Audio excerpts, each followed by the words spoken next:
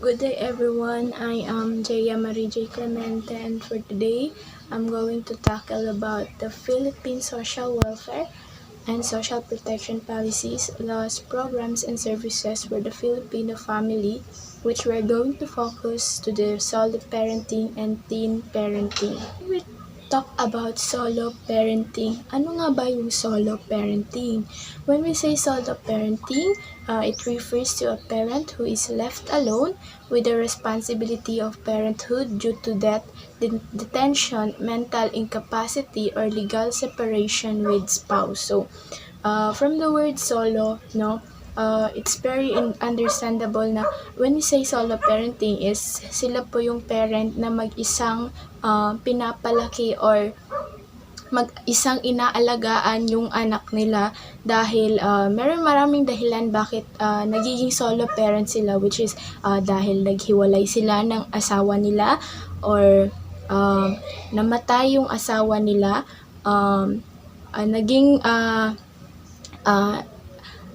refers din sa mga babae na nabuntis dahil sa abuse, let's say na-rape ang isang babae and then nagbunga yung panggagahasa sa kanya ng sino man, and then she decided to take good care of the child at pinalaki niya. Therefore, matatawag din siyang solo parenting.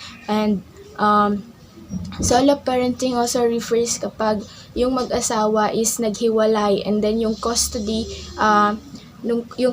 ng bata is napunta sa isa, let's say sa mother napunta. Therefore, yung nanay siya yung nag-alaga sa anak niya hanggang sa paglaki niya ng mag-isa. So,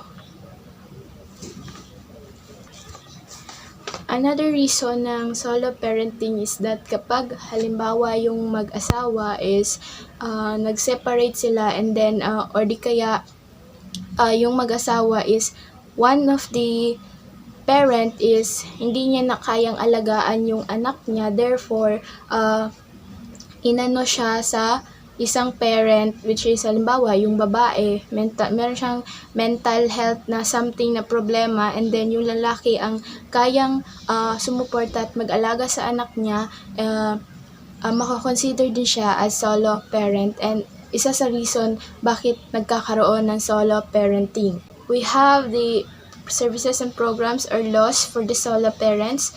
Meron tayo ditong Republic Act 8972, which otherwise known as the Solo Parents Welfare Act. So, ano nga ba si Republic Act 8972? Si Republic Act 8972 is pinasa or ginawa para sa mga solo parent, which is alam naman natin kapag solo parent is hindi siya ganun kadali kasi mag-isa mo nga alagaan yung anak mo hanggang sa lumaki siya. So, ang Republic Act na ito is ginawa upang yung solo parent natin is matulungan ng batas or ng gobyerno, which is it provides for the remuneration and privileges of a solo parent. Said law mandates the Department of Social Welfare and Development or DSWD to assist solo parents through social development and welfare services such as livelihood development services, counseling services, parent effectiveness services, critical incident stress, debriefing, and other special projects for individuals in need of protection.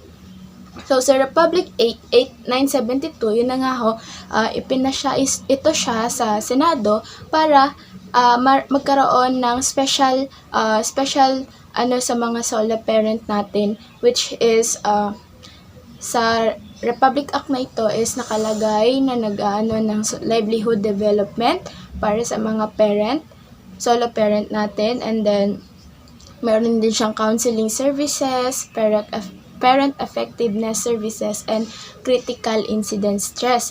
So, malaking tulong si Republic Act 8972 para sa solo parent natin, lalo na yung mga nahihirapang alagaan at palakihin yung anak nila when it comes to financial na thing. Next is according kay Secretary Tulfo ng DSWD, sabi niya, we understand their hardships and the DSWD has been firm in supporting the expansion of the benefits for our solo parents. This is the reason why I ordered for the immediate crafting of the implementing rules and regulations of Republic Act 11861 or the Expanded Solo Parents Welfare Act. So, maliban sa Republic Act 8972, meron tayong 11861 which is na-amend siya through the 8972. So, parang Expanded Solo Parents Welfare Act siya, which is mas lalong nadagdagan yung opportunities para sa mga solo parents natin na hindi kayang alagaan or hindi kayang pagsabayin yung pag-aalaga pati pagtatrabaho para mabuhay yung kanilang mga anak. Allow me to read this. With the expansion of the Solo Parents Welfare Act, solo parents earning a minimum wage or below will receive a monthly cash subsidy of 1,000 from the respective local government units, provided that they are not beneficiary of any other cash assistance program of the government. So, ayun na nga. Sa expansion ng solo parents yung 118, magkakaroon sila ng monthly cash subsidy ng 1,000 and kapag kasali sa beneficiary yung solo parent dito sa act na ito or sa law na ito is dapat wala silang iba pang cash assistance na tinatanggap maliban dito. So, monthly yung pagtanggap nila. Meanwhile, those solo parents who are earning less than 250,000 annually are also entitled to a 10% discount and exemption from the value-added tax on their child's meal, food, micronutrient supplements, sanitary diapers, duly prescribed medicines, vaccines, and other medical supplements from the birth of the child until they turn 6 years old. So, sa Solo Parents Welfare Act na ito is nakalagay din po na merong 10% na discount at exemption yung solo parent natin pagdating sa pagkain, gatas, at kung ano pa mang need ng bata. Hanggang sa mag-turn sila ng 6 years old. And moreover, will also be prioritized in low-cost housing project through the National Housing Authority, automatic coverage under PhilHealth's National Health Insurance Program, and access to scholarships and other educational programs of the Department of Education. So, ang laking opportunity ng mga solo parents sa Solo Parents Welfare Act na ito kasi ang daming cover ng government or ng DSWD para matulungan yung ating solo parent. So, meron din tayong ditong low-cost housing projects. So, kung nahihirapan yung solo parent natin na makahanap ng tirahan nila ng kanyang anak, is meron tayong act para dyan. And then, meron din tayong insurance program and then scholarship para sa mga anak nila kapag nag-aaral ito. Then, Technical Education Skills Development Authority. And then next is that even with these privileges, double hardship still saddles solo parents. They perform parental duties single-handedly in the face of economic turmoil, characterized skyrocketing prices, poverty, and massive unemployment. So, despite sa act na ito and sa opportunities na to na binibigay ng gobyerno or ng mga kinauukulan, is hindi pa rin sapat para sa ating solo parents kasi nga mahirap magpalaki ng bata lalo na't nag-iisa ka lang sa pag-aalaga or pagpapalaki nito. Pero malaking tulong pa rin yung opportunities na to para sa ating mga solo parents, which is nagiging less hassle para sa kanila, nababawasan yung pasanin or pag-aalala nila para sa kanilang mga anak. Especially yung scholarship program na inaano sa Solo Parents Welfare Act na ito. So, The bill aims to provide additional support and benefits to solo parents such as 10% discount from all purchases of clothing and clothing materials for the child 2 years from childbirth. So, maliban sa sinabi ko kanina na meron silang discount sa anything na need ng ating ng baby ng ating solo parent is that nakalagay dito kung ilang percent yung discount na makukuha ng ating solo parent sa kanilang anak, especially sa clothing, no? Before 2 years from childbirth is meron silang 10% na discount. And then 15% discount from all purchases of baby's milk, food and food supplements. So 15% naman pagdating sa milk and food and food supplement ng baby. And then 15% discount from all purchases of medicines and other medical supplies for the child. So, ang laking percentage na din yung mababawasan para sa ating solo parent. And then basic personal exemption from individual income tax. And meron siyang personal exception din sa ating IIT or sa individual income tax. The enactment of this proposed bill helped lessen the financial burden carried by solo parents by affecting them remuneration. Through this, we are assisting them to be able to provide a better future for their children. So, ang laking tulong ng act na ito, which is yung Solo Parents Welfare Act and nung isang act pa na 8972 para sa ating solo parents na mapaayos yung pagpapalaki sa kanilang mga anak and meron silang kaagapay sa kanilang pagpapalaki at pag-aalaga sa kanilang mga anak.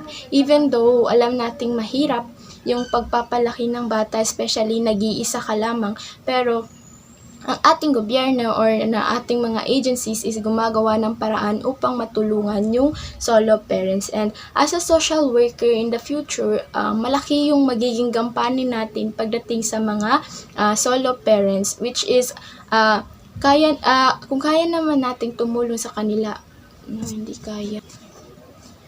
Which is malaki yung magiging gampanin at magiging role natin sa ating mga solo parents na nangangailangan ng ating services or tulong. Next, parenting. It refers to the experience of individuals who became parents during the teenage years, typically between the ages of 13 and 19. So, from the word teen, alam naman natin na teen is ito yung mga nagiging parents sa kanilang kabataan pa lang or yung 19 below yung edad nila, which is teenager pa lang talaga at nagiging parent na sila. So it involves the responsibilities and challenges of raising a child while still being in the adolescence stage of life. Teen parents face unique circumstances and may encounter additional difficulties such as balancing parenting responsibilities with education, navigating societal attitudes, and managing the emotional and physical changes that come with adolescence. So, being a teen parent is very challenging talaga kasi teen ka pa lang so nasa stage pa lang sila ng pag-e-enjoy sa buhay or pag-e-explore. Then here comes the time na naging parent na sila sa kanilang edad na ganun pa lamang. So ang daming challenges ng teen parenting, malalaman natin later. So teen pregnancy affects the mother. Teen parents who get married because of pregnancy are more likely to divorce. Only 30% of teen mothers who marry after their child is born remain married. So, sa teen parenting po is halimbawa nabuntis ang isang teenager na babae and then nagpakasal sila nung nakabuntis sa kanya due to the pregnancy is according sa research is yung teen parents is most likely kapag hindi na nila nakayanan yung buhay na napili nila is naghihiwalay sila or nagse-separate ways. So, yung bata ang maaapektuhan sa kanilang gagawin. And then, according to research, only 30% of the teen mothers who marry after their child is born remain married. So, 30% lang sa population yung remain married kapag yung nagstay talaga kapag napanganak nila yung kanilang baby. Due to less independence and freedom, pregnant teens may be rejected by peers and their dating and social life may be affected. So, ang daming challenges ng pagiging teen parent. So, nakalagay dito is pwede silang ma-reject ng kanilang peers, ng mga kaibigan nila na which is lumalabas na dinidiscriminate sila dahil nga naging teen parent sila at the young age or naging parent sila at the young age, and maaari silang i-reject ng kanilang mga kaibigan, and dito na magsisimula yung magiging emotional and yung mental health ng ating teen parent is maaapektuhan. Teen parents who have lowest self-esteem or a bad home life may isolate themselves from peers and family and are more prone to committing suicide. So, ayun na nga ho yung sabi ko kanina, maapektuhan yung mental health ng ating teen parent kapag yung challenges na ito is hindi nila nakayanan or and pwede pa tong ma-prone sa pag-commit ng suicide. So, therefore, our role as a social worker is nandoon tayo para matulungan yung mga teen parents natin na maliwanagan sa mundo. So, meron tayong dito some of the teen mothers you will be working with will have already had their baby or may be pregnant with their baby. Depending on the circumstances, you will support teen moms in various aspects of life, including healthcare, nutrition, education, family planning, housing, child development, child care, employment, and child support. So, yung role natin as a social worker is that naano tayo sa mga aspects ng katulad ng healthcare nila, nutrition, so education, family planning, housing, child development, child care, employment, and child support. So, bilang social worker, gampanin natin yung mga nakalagay dito na aspects kasi nga ang teen parent is kumbaga nasa stage pa lang sila sana ng exploration sa buhay, and nasa adulthood pa lang dapat sila, pupunta pa lang sila sa adulthood, pero nangyari yung circumstances na ganito. Bilang social worker, nandito tayo para makatulong sa kanilang healthcare, nutrition, education, family planning. So, paano nga ba natin sila matutulungan sa aspects na ganito? So, yung social worker natin, lalo na yung mga sa field, is that nagbabahay-bahay sila para yung mga teen parents. Kasi karamihan sa teen parents, based on my observation in our communities, that karamihan sa teen parents is hindi nila kayang lumabas dahil na siguro sa nahihiya sila sa nangyari sa kanilang buhay. Therefore, yung social workers is lalo na yung mga nasa field at nakapatapon sa communities that nagbabahay-bahay sila para mag-survey, and then ini-encourage yung teen parents natin na gawin yung mga tamang dapat gawin bilang isang teen parent. And pagdating sa healthcare, tinatanong nila kung ano yung need, healthcare or nutrition, tinatanong nila kung ano yung need ng kanilang mga anak na hindi nila kayang ma-provide, especially teen parent pa lang sila, and hindi mahirap maghanap ng mga bagay na ganun due to poverty. Next is education. Education, family planning is magkaakibat na yan sila. Magkakaroon ng social worker ng parang seminar para yung teen parents natin is teen parents natin is maliliwanagan kung ano nga ba yung magiging role nila as parent, and then they need family planning para hindi na madagdagan yung baby na inaalagaan or yung baby nila in the future. So, we also have housing, especially yung parent na nakatira sa mga urban or rural na hindi kayang mag-provide ng hindi nila kayang gumawa ng sarili nilang bahay. Meron ding housing project ang gobyerno or yung mga nakaano sa social work. Meron ding child development, child care, employment, child support. So, based sa observation ko sa community namin, yung child development, child care, and employment and child support is nagagawa naman ng mga social worker natin yun doon, which is kapag yung teen parents, especially the mothers, no, syempre kapag nanganak yan sila is mag-aalaga sila ng baby and doon lang sila sa bahay nila muna mag-i-stay. So, meron tayong livelihood programs para sa teen parents na inaano ng ating social workers, which is kailangan ng sustainability para naman yung ating teen parents is meron silang pagkakaabalahan while taking care of their children or child.